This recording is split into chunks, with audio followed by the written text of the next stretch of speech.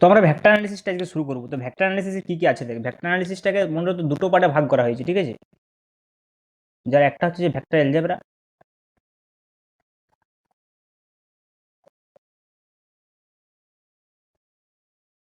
আর একটা হচ্ছে vector calculus.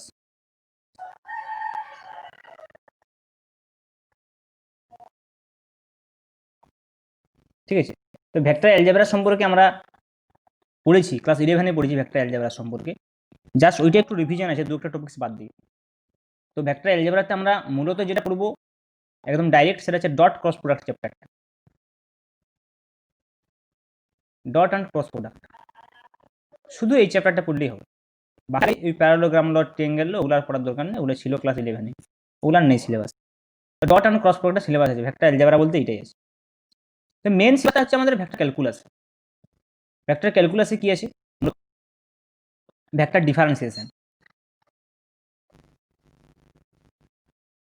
তাহলে ভেক্টর ডিফারেন্সিয়েশন যখন আমরা বলবো, তো ডিফারেন্সিয়েশনের তিন ভাগ রয়েছে, তিন রকমের। একটা হচ্ছে গ্রেডিয়েন্ট, একটা হচ্ছে ডাইভারজেন্স, আর হচ্ছে কার্ল। তোরা লিখতে পারিস খাতাতে, ঠিক আছে? ক্লাস নোটটা লিখতে পারিস। তাহলে গ্রেডিয়েন্ট, ডাইভারজেন্স, কার্ল ভেক্টর ডিফারেন্সিয়েশনের মধ্যে থাকবে। আর তারপর থাকবে ভেক্টর ইন্টিগ্রেশন,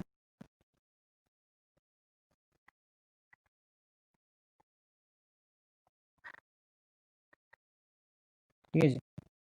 তো ভেক্টর ইন্টিগ্রেশনের মধ্যে থাকবে লাইন ইন্টিগ্রেশন,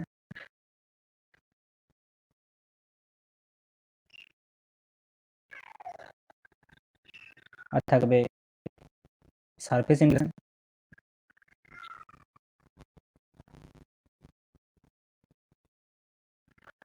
আর থাকবে ভলিউম ইন্টিগ্রেশন।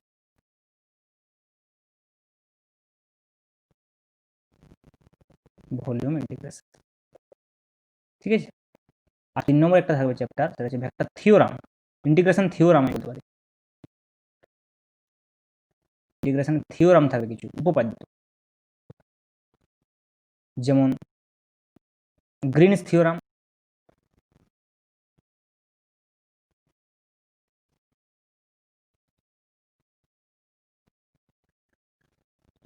স্টোকস থিওরাম,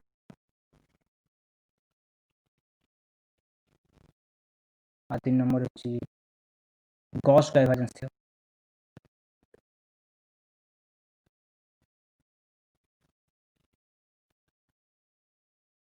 এই যে ভেক্টর ক্যালকুলাসের মেন কথা।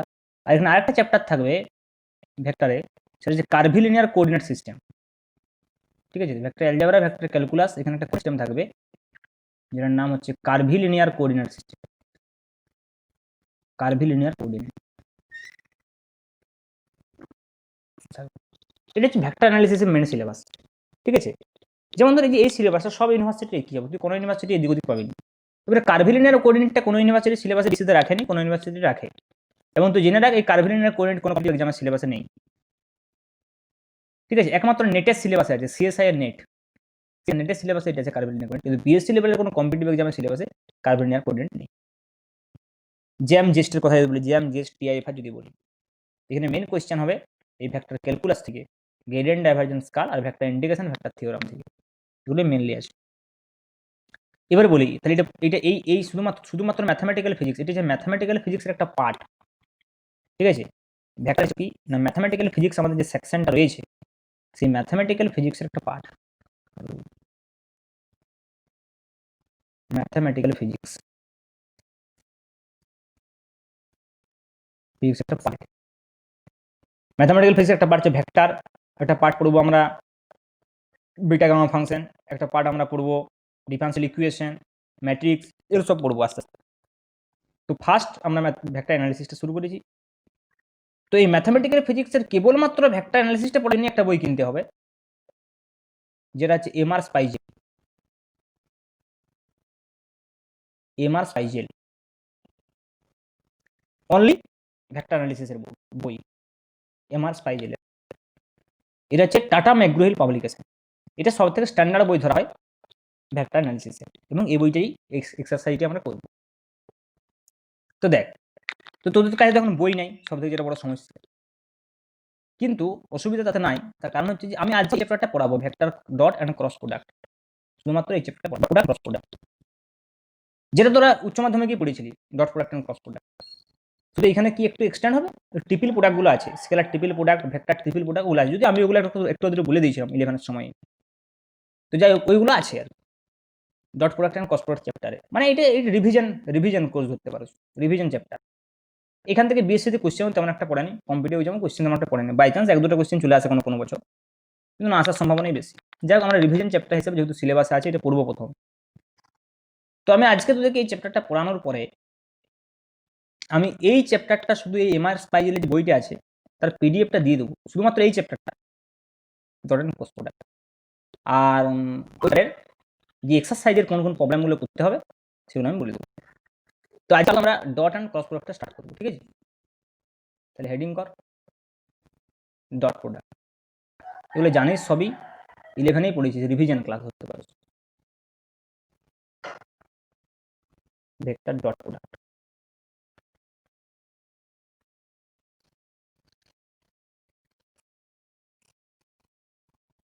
ঠিক আছে?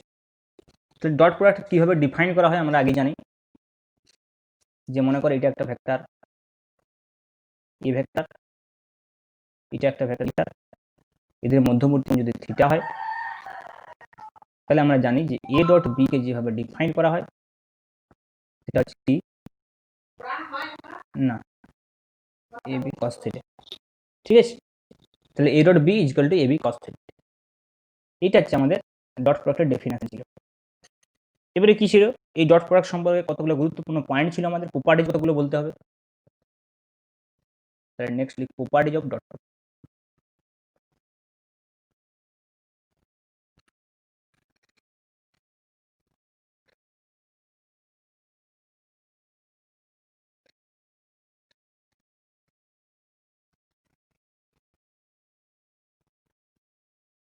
ফার্স্ট প্রপার্টি আমরা জানি যেটা, সেটা হচ্ছে কি না এ ডট বি সমান যেমন এবি কস থিটা হচ্ছে,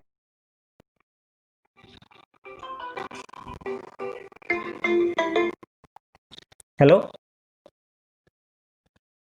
hello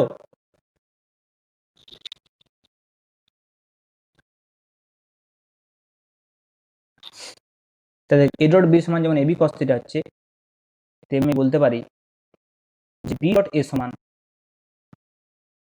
B a cos theta, এবং B A R A B same কারণ এটা স্কেলার রাশি। তাহলে এটাকে আমরা কি বলেছিলাম যে এ ডট বি সমানে হয়ে যাবে বি ডট এ।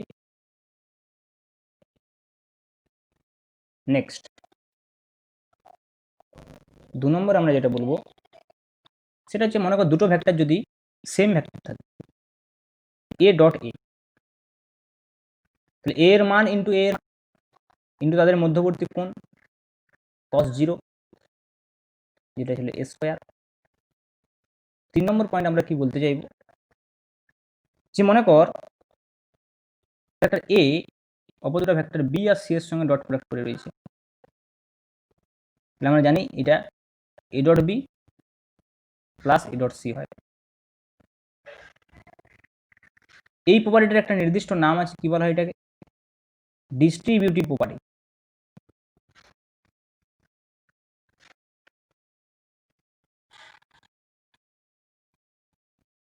এই প্রপার্টিটার নামটা কি কমিউটেটিভ প্রপার্টি,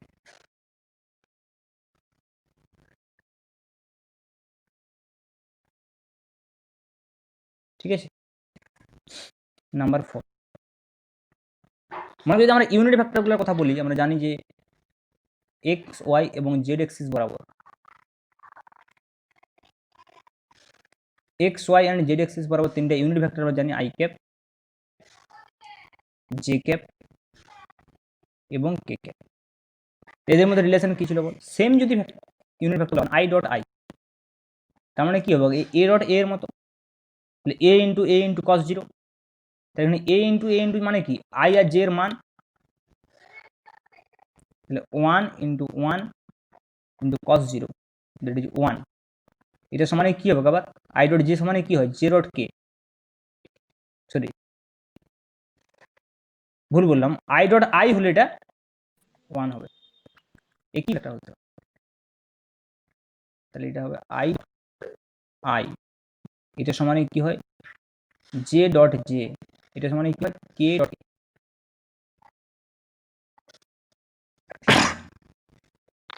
তো এইগুলো কি হবে 1 × 1 × cos 0, মানে কি ভেক্টর আছে। আর যদি উল্টোটা হয় মানে ডিফারেন্ট কাইন্ড অফ ভেক্টর যদি হয়, মানে যদি মনে কর I dot J, J dot K, K dot I, তাহলে কি হয় মধ্যবর্তী কোণ 90 ডিগ্রি, তাহলে 1 × 1 × cos 90, তার মানে 0। তাহলে এই প্রপার্টিগুলোকে খেয়াল রেখে আমরা একটা রেক্টেঙ্গুলার কোঅর্ডিনেট সিস্টেমে বা কার্টেসিয়ান কোঅর্ডিনেট সিস্টেমে আমরা একটা ভেক্টরকে এক্সপ্রেস করে একটা ডট প্রোডাক্ট আমরা লিখতে পারি। যেমন একটা ভেক্টর মনে কর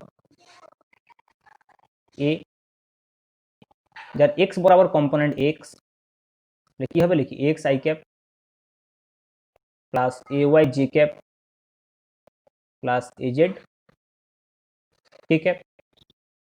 সিমিলারলি একটা ভেক্টর যদি বি বলি, তাহলে বি ভেক্টর কত হয় B X I cap plus B Y J cap plus B Z K cap. তাহলে বল এ ডট বি আমরা জানি এটা হয়, তাহলে আই আই 1 হয়ে যাবে, তাহলে কত হবে X B X Y B Y plus A Z B Z, এটা হবে। এবারে আরেকটা সেখানে ছিল, সেটা হচ্ছে কি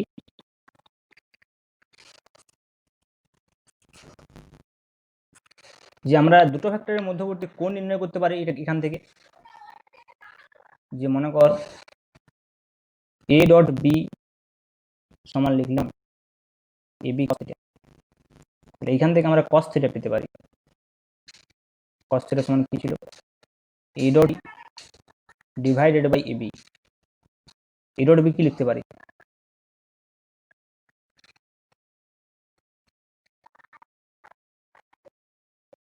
বল, এ ডট বি কি লিখতে পারি x B x plus A y B Y plus A z divided by এর মান ইন্টু বি এর মান কত হবে root a x square plus A y square plus A z square, তেমনি বি এর মান কত হবে root b x square plus B y square plus B z square, এটা হবে। এবারে দেখ ব্যাপারটা, যে মনে কর দুটো ভেক্টরের মধ্যবর্তী কোণ 90 ডিগ্রি হয়, মানে ভেক্টর দুটো যদি মনে কর পরস্পরের সঙ্গে লম্ব থাকে, তাহলে আমরা কি জানি থিটা 90 ডিগ্রি হবে, তাহলে cos 90 সমান a dot b divide by A b, which implies that a কি বকছে রে আমাকে ধমকে দিয়ে।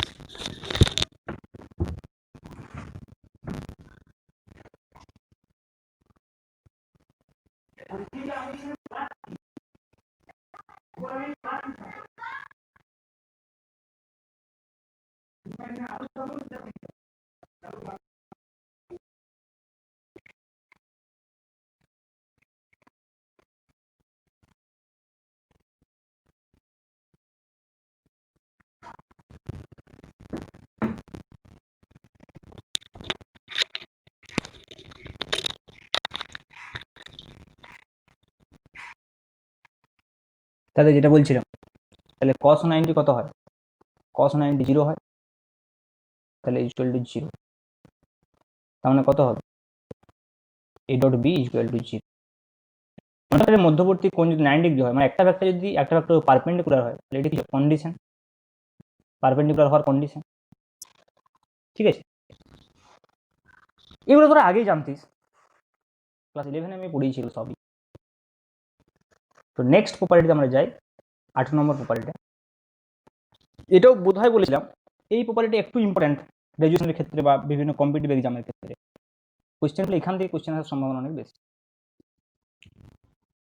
যেমন ধর আমি যদি বলি যে এইটা ধর এ ভেক্টর আর এইটা ধর বি ভেক্টর, এদের মধ্যবর্তী কোণ থিটা। তাহলে আমি যদি বলি এ বরাবর বি এর উপাংশ, যেটা আমরা বলতাম যে component of b along a, component of b equal to কত হবে? Component of b along a B cos theta,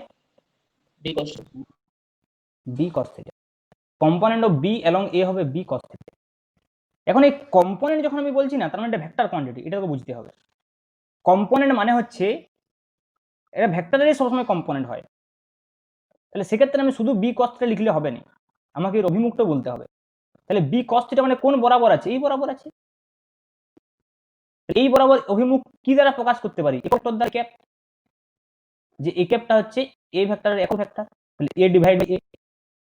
similarly এই বরাবর একক ভেক্টর ক্যাপ বললি, তাহলে বি ক্যাপ সমান কত হবে? B vector divide by b. তার মানে আমাকে এখানে component of b along a যখন বলবো, তাহলে b cos theta into a cap লিখতে হবে। এ ক্যাপটা কি? এ বরাবর একক ভেক্টর, কারণ বি কস থিটার অভিমুখ কোন দিকে? এ বরাবর। তো এইটাকে দেখ আমি একটু মডিফাই করে লিখতে পারি। উপর নিচে আমি একটা এ দিয়ে গুণ করি, এটা কি লিখতে পারি? A B cos theta divided by a into a cap. এটাকে আবার যদি সাজিয়ে লিখি, এ বি কস থিটা মানে কি? এ ডট বি, দেখ, divided by a into a cap. এইটাকে আবার লিখতে পারবো a vector divided by a dot b into a. A vector divide by a মানে কি? A cap. তাহলে হবে a cap dot b into a cap. তার মানে এটা কি ঘুরে লিখলে b dot a cap into a cap. এইটা হবে component of b along a. দেখ, যে বরাবর হচ্ছে না, সেই বরাবর ইউনিট ভেক্টরটা দুবার আছে। দেখ, component of b along a, তাহলে component of b along a b dot a a cap. তাহলে component of a along b হবে কি হবে? A dot b cap. আমরা এটা করবো এবার। তাহলে নেক্সট আমি লিখতে পারি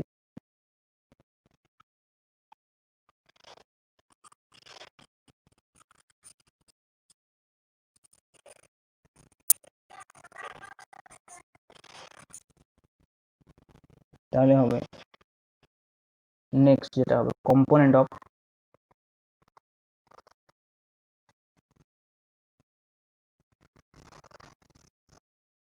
এ along b a cos theta into a বরাবর অভিমুখ বি ক্যাপ। এটা লিখতে পারি কি? স্যার একটা কথা, স্যার একটা কথা বলছিলাম। বল।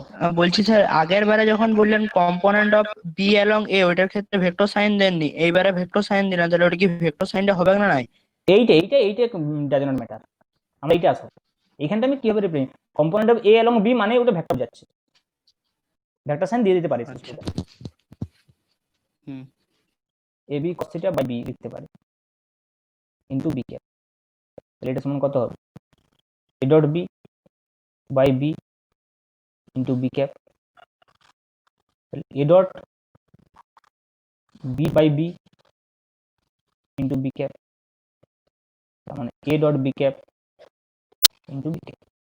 তাহলে এটাই কনক্লুশন, যে যে বরাবর আমি উপাংশটা নিচ্ছি সেই বরাবর ইউনিট ভেক্টরটা দুবার থাকছে, একবার ডট প্রোডাক্টের সময় একবার বাইরে। কিন্তু দেখ, যদি আমাকে কম্পোনেন্ট না বলে প্রজেকশন বলে, প্রজেকশন, তাহলে কি হবে? এই ইউনিট ভেক্টরটা দেওয়া প্রজেকশন মানে হচ্ছে যে অনলি স্কেলার কম্পোনেন্টটা বলছে, কম্পোনেন্টের স্কেলার মানটা বলছে। প্রজেকশন মানে বি এর মনে করে এই বরাবর প্রজেকশন মানে এইটুকু জাস্ট। নেক্সট 10 নম্বর পয়েন্ট লিখি,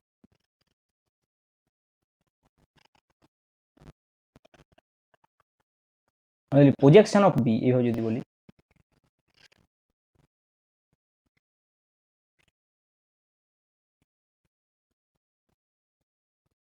তাহলে প্রজেকশন অফ বি মানে এটা বি কস থিটা। যদি আমাকে জিজ্ঞেস করে প্রজেকশন অফ বি অ্যালং এ, সেটা ভেক্টর নয়, দিস ইজ অনলি বি কস। এটাকে আমি এন ভেক্টর টার্মসে লিখতেই পারি, তাহলে কত হবে a B cos theta by a, তার মানে a dot b by a, তার মানে এ ক্যাপ ডট বি বা b dot b dot a cap. Similarly আমাকে যদি বলে projection of a along B,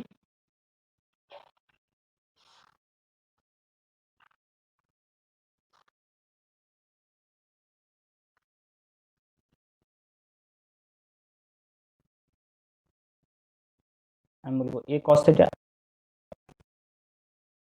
into b, b কে দেওয়ার দরকার নেই এখন, এটা সিম্পল কত হবে এ ডট বি ক্যাপ। ঠিক আছে, তো এইভাবে আমরা এগুলো নির্ণয় করতে পারি। তো এই ডট প্রোডাক্ট সম্পর্কে এই পয়েন্টগুলোই আমাকে জানতে হবে, আমরা সবগুলোই প্রায় জানতাম, এইটাও হয়তো বলেছিলাম আমি, আমার খেয়াল নেই বলেছিলাম কিনা। তো নেক্সট এবার আমরা ভেক্টর ক্রস প্রোডাক্টে যাব।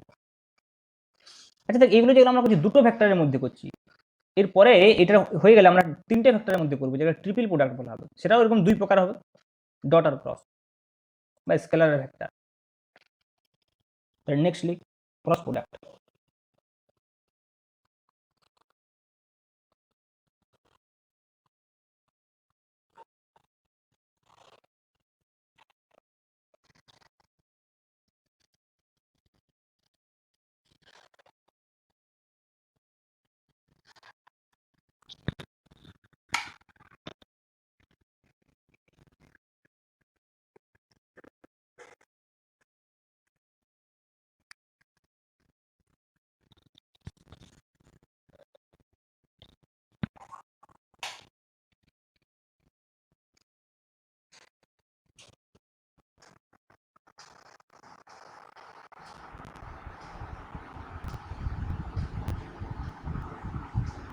মনে করো এটা একটা প্লেন, ঠিক আছে, এটা প্লেন, দুটো ভেক্টর এ আর বি এই প্লেনের মধ্যে আছে।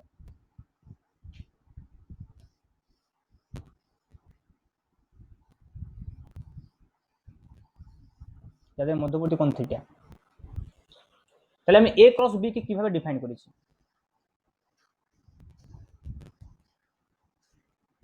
যে এ ক্রস বি এর যদি আমাকে কেউ মান জিজ্ঞেস করে, তাহলে আমরা বলেছি এটা এবি সাইন। আর যদি আমি মান এবং অভিমুখ, কারণ এটা একটা ভেক্টর রাশি হয়, এ ক্রস বি দুটো ভেক্টরের গুণ করলে, তাহলে সেটা a b sine theta into n cap. ঠিক আছে, তাহলে এই এবি সাইন থিটা এন ক্যাপের নতুন একটা ভেক্টর, যেটাকে আমি সি দিয়ে রিপ্রেজেন্ট করতে পারি। সেটা কি হয়, সি ভেক্টরটা হয় এ এবং বি যে তলে থাকবে সেই তলের সঙ্গে লম্ব, তার মানে এন ক্যাপের অভিমুখটা এই বরাবর। এখন এই এন ক্যাপকে এখানে লিখতে পারি আমি a cross b divide by a b sine theta, হওয়াই উচিত। এবং এবি সাইন থিটা মানে মড এ ক্রস বি, এটা হওয়াই উচিত। যে ইউনিট ভেক্টর আমরা কি করে পাই, কোন একটা ভেক্টরকে তার মান দিয়ে ভাগ করলে। আবার এই এ ক্রস বিটাকে আমরা সি দিয়ে রিপ্রেজেন্ট করেছি, তার মানে এইটা ইকুয়াল টু আমি এটাও লিখতে পারি যে সি ভেক্টর বাই সি এর মান। এ ক্রস বিটাকে আমি সি ভেক্টর বলেছি, আর মড এ ক্রস বিটাকে তাহলে সি বলতে হবে। এবারে দেখ, এই এনকেপটা আমাকে বলছে তলের সঙ্গে লম্ব, তলের সঙ্গে লম্ব উপরের দিকে হতে পারে আর তলের সঙ্গে লম্ব নিচের দিকেও হতে পারে। তাহলে সেটাকে আমরা ডান হাতের ওই মুষ্টি নিয়মের সাইজ দেখতে পারি, যে এ থেকে বি এর দিকে আঙুলগুলোকে ঘোরাবো, বুড়ো আঙুলটা যেদিকে যাবে সেটি অভিমুখ হবে। এবং এখানে দেখতে পাচ্ছি এ থেকে বি এর দিকে ঘোরালে বুড়ো আঙুলটা উপরের দিকে যাচ্ছে, আপওয়ার্ড ডিরেকশনে যাচ্ছে, তার মানে সি ভেক্টরের অভিমুখটা এদিকে হবে। তাহলে বি ক্রস এ হলে নিলে কি হবে, সি ভেক্টরের অভিমুখটা নিচের দিকে হবে। যদি বি ক্রস এ যায়, তাহলে সেক্ষেত্রে বি ক্রস এ কি হবে, মাইনাস সি হয়ে যাবে। তাহলে আমি বলতে পারি যে বি ক্রস সি আমি যদি বলি, তো বি ক্রস এ যদি, সেটা হচ্ছে minus c vector, that is কত, মাইনাস এ ক্রস বি। ঠিক আছে, এবার এইটা সম্পর্কে কতটা ইম্পর্টেন্ট পয়েন্ট কতগুলো লিখতে হবে, প্রপার্টি কতগুলো লিখতে হবে, যেমন ডট প্রোডাক্টের ক্ষেত্রে লিখেছি।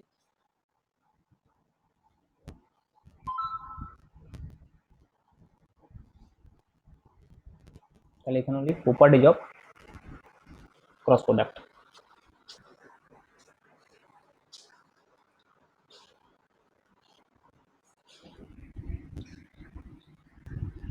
আছে, তাহলে 1 নম্বর পয়েন্ট আমি অলরেডি বলে দিয়েছি, কি বলেছি যে a cross b not equal to b cross a, কিন্তু কমিউটেটিভ প্রপার্টি হোল্ড করছে না। বাট আমি এটা লিখতে পারি যে a cross b equal to minus.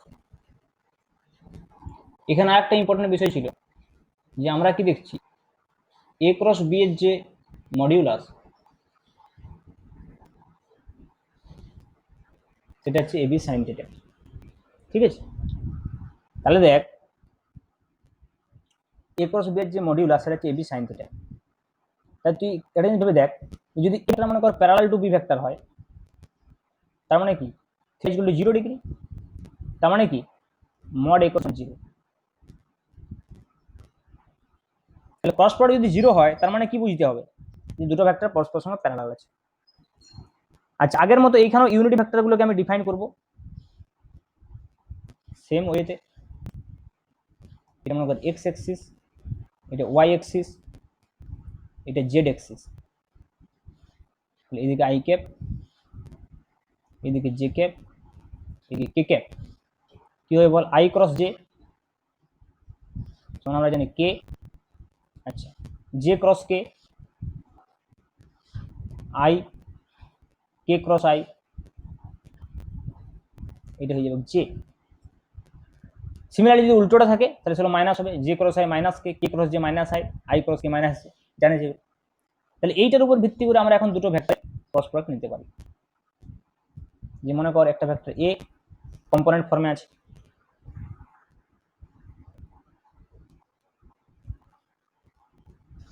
X I cap plus A Y J cap plus A Z K cap. B vector থেকে আমরা জানি b Y j plus B Z কে ক্যাপ। তাহলে আমি এ ক্রস বি কে কিভাবে লিখতে পারি, I cap, আমি just মনে করি যে সব এগুলো জানিস তো, x a y a Z b x b y b z, ঠিক আছে। এবার এইটাকে ডিটারমিনেন্টটাকে ভাঙলেই পাবি যে এ ক্রস বি কি হবে। কিন্তু এখানে আরেকটা বিষয় আমি বলে রাখি, নোট বলে লিখে রাখ। মনে কর যদি এইটা সমান 0 পাই, এটা সমান যদি 0 করি, 0 কখন করবো, এটা প্যারালাল বি ভেক্টর, সে 0 করলে একটা রেজাল্ট পাওয়া যাবে, সেটা হচ্ছে কি এক্স বাই বি এক্স সমান A Y by B Y সমান এ বাই জেড। মানে কি এই সহগগুলোর যে অনুপাতটা সেটা সমান হবে। এটাই কি তাহলে condition of parallel of two vector, দুটো ভেক্টর প্যারালাল অফ শর্ত যে তাদের অনুপাতগুলো সমান হবে সহগের, এটা condition to be of two vector.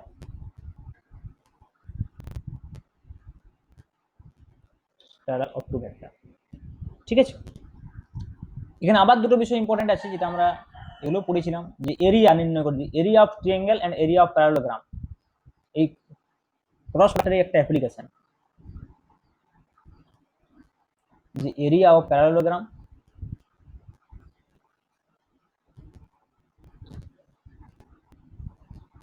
and area of triangle।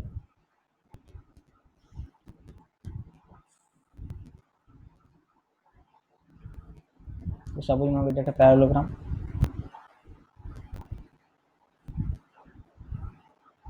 এদিকটা এ বাহু, এদিকটা বি ভেক্টর দ্বারা প্রকাশ করছি, এদের মধ্যবর্তী কোণ থিটা।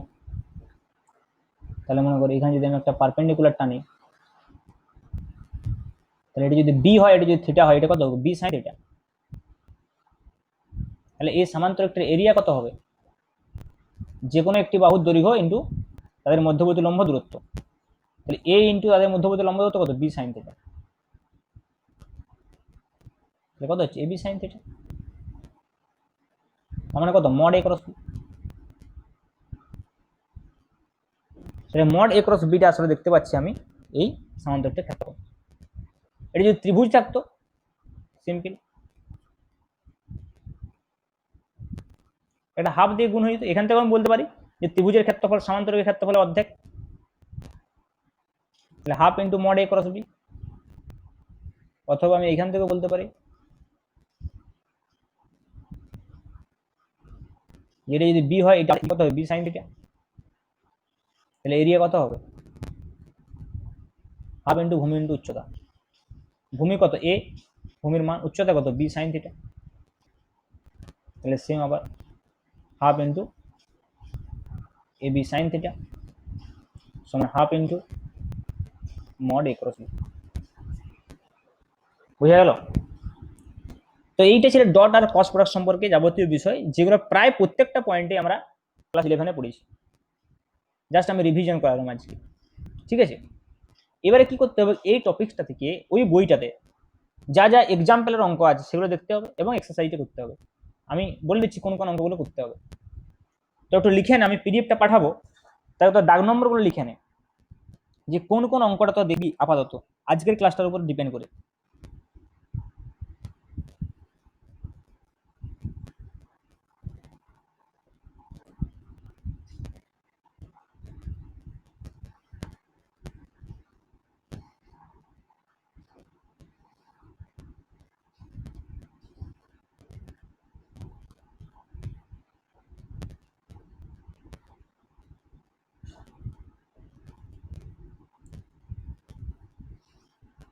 দেখ স্পাইরালের বইটাতে থিওরি বলে কিছু নাই, এটুকু তুই জেনে রাখ, এদের সব অঙ্ক। তো প্রথমে বলি তোরা কোন কোন এক্সাম্পলগুলো দেখবি। এক্সাম্পলের মধ্যে অনেক থিওরি প্রমাণ করা আছে।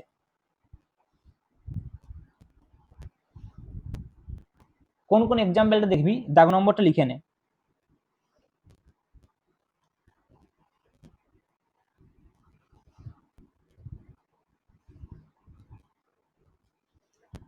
টু পয়েন্ট ওয়ান, এক্সাম্পল 2.1 কমা দিয়ে লিখ।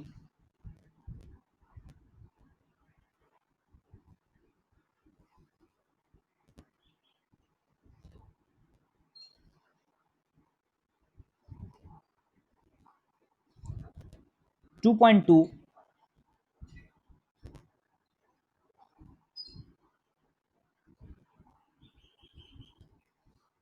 এটা প্রথমে দুটো এক্সাম্পল আছে, ঠিক আছে? ডট প্রোডাক্ট ক্রস প্রোডাক্ট সম্পর্কে এগুলো তোরা জানিস, ঠিক আছে?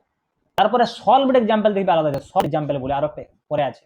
এগুলো মানে থিওরিটা সূত্র করে লেখার সঙ্গে সঙ্গে একটা দুটো এক্সাম্পল দেওয়া আছে। তারপরে আবার সলভড এক্সাম্পল আছে, মানে করে দেওয়া আছে এক্সাম্পল, যেগুলো ওগুলো করে দেওয়া আছে। সেটা হচ্ছে ডট অর স্কেলার প্রোডাক্ট থেকে, ডট অর স্কেলার প্রোডাক্ট, এটা হেডিং করা আছে আগে। এইখান থেকে যে এক্সাম্পলগুলো আছে সেই এক্সাম্পলগুলো সবগুলোই দেখবি একদম 2.1 থেকে 2.1 থেকে তো চলে যাবে 2.20, 20টা অঙ্ক আছে। 2.1 থেকে 2.20, তার মধ্যে কতগুলো থিওরি আছে দেখবি, যেগুলো আমি পড়িয়েছি। সিমিলারলি ক্রস প্রোডাক্টের জন্য এগুলো খাতায় সব লিখে নিবি, ঠিক আছে? তো বইটা এখন নাই, তাহলে ক্রস প্রোডাক্টের 2.21 থেকে স্টার্ট,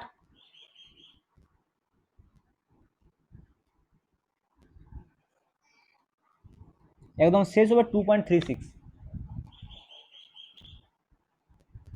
এগুলো করবি, ঠিক আছে? এগুলো কাজ বাড়ির।